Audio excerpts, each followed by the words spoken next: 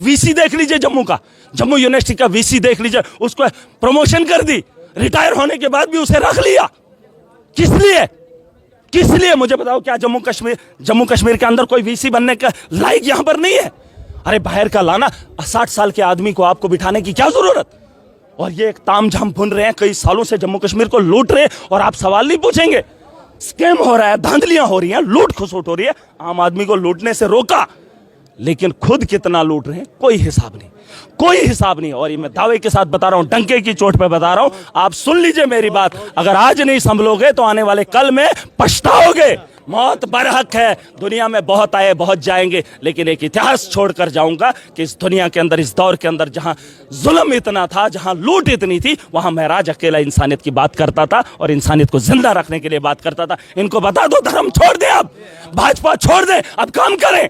ये वो घर है जहां काम करना है, यहां वो बात नहीं कर रही है। आप बाहर बोलो, 370 बोलो, मोदी के गुण गाओ, लेकिन काम भी गिना। सरकार से पूछ रहे हैं, जनाब आपकी सरकार में 2010 में उसका चुनाव का प्रोजेक्ट बना था, वो लिफ्ट करना था, पूछो इनसे। उसमें तो जल जीवन मोदी का भी था, उसमें क्यों नहीं लाया? ये इनके बेहुदा सवाल मैं उठने नहीं दूंगा। आज तो मैं इसलिए खामोश था, मैंने सोचा मुझे मौका मिलेगा, वरना कल से जब ये लोगों को बेवकूफ़ बनाने के लिए यहाँ असेंबली में पूछेंगे या सवाल करेंगे, महाराज उनको वक्त वक्त पर टोकेगा। और इस भरम में ना रहें, चाहे जम्मू के यूथ, ये जो जिस तरीके से डॉक्टर रामेश्वर के साथ व्यवहार हुआ, उन नौजवानों को पूछना चाहता हूँ, क्या किया इन्होंने तुम्हारे लिए?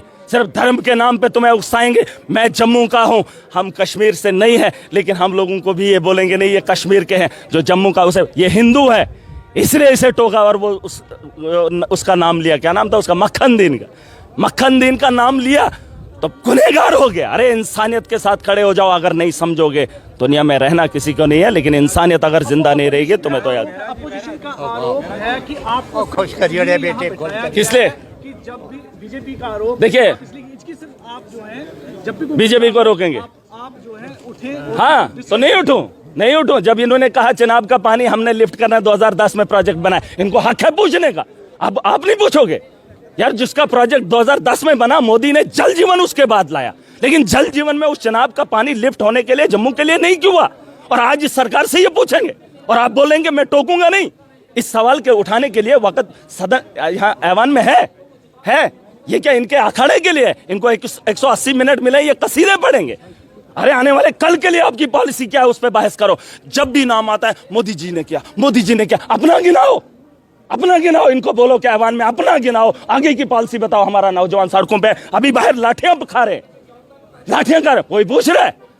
आपने कहा कि यहाँ पे फंड्स लैप्स की गई, हाँ किए नहीं, और किसके कहने पे नहीं? आप मुझे बताओ, अगर ये ब्यूरोक्रेट्स अहल होते, इन्होंने जमीनी सतह पर पैसा क्यों नहीं लगाया? यहाँ पर एक देख लेना, मैं डिस्ट्रिक्ट काउंसिल का डोडा कर रहा था, मैंने उसमें अपना आंकड़ा गिनाया है और इस साल का एक्सपेंडिचर मैंने दिखाया है।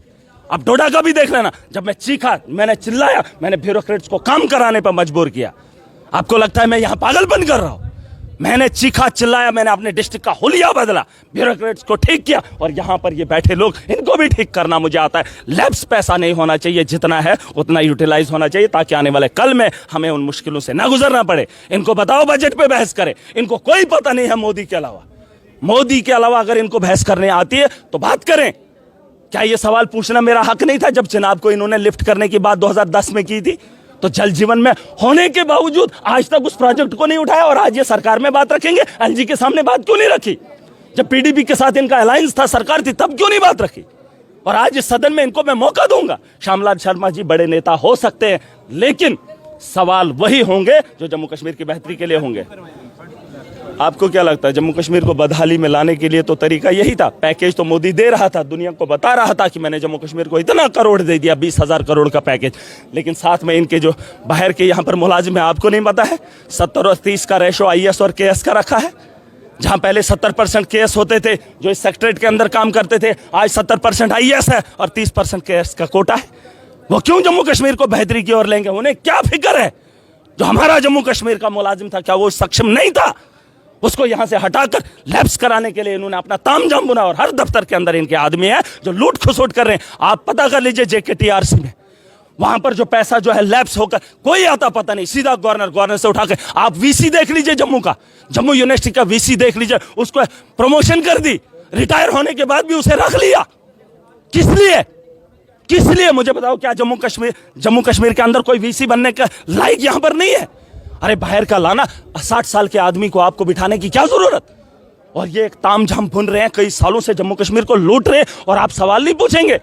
स्कैम हो रहा है, धांधलियां हो रही हैं, लूट खसोट हो रही है। आम आदमी को लूटने से रोका, लेकिन खुद कितना लूट रहे हैं कोई हिसाब नहीं, कोई हिसाब नहीं। और ये मैं दावे के साथ बता रहा हूं, डंके की चोट पे बता रहा हूं, आप सुन लीजिए मेरी बात। अगर आज नहीं संभलोगे तो आने वाले कल में पछताओगे।